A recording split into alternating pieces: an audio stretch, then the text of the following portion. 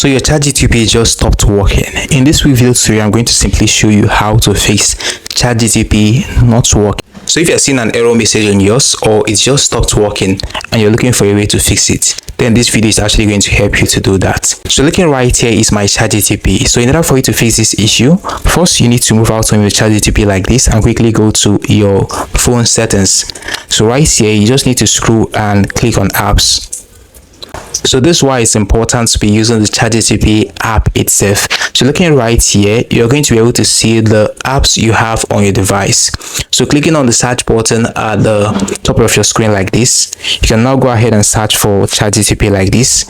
So looking there, you can see ChatGPT. So clicking on it like this, you can see the option of storage. Just go ahead and click on that like this and click on clear cache and also click on clear data.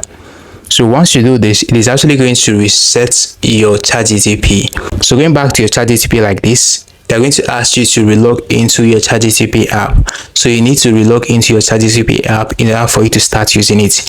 Meanwhile, it is actually going to start working perfectly now. So this is how simple it is for you to fix ChatGPT not working. So if after doing this, yet the issue actually persists, it actually means that it is a general problem due to the ChatGPT server. So you just need to wait patiently and they're going to resolve the issue with time. Hope you found this video helpful. We've come to the very end of this video. Now hit the like button, subscribe and hit notification bell. It has always been Daniel. See you in the next one.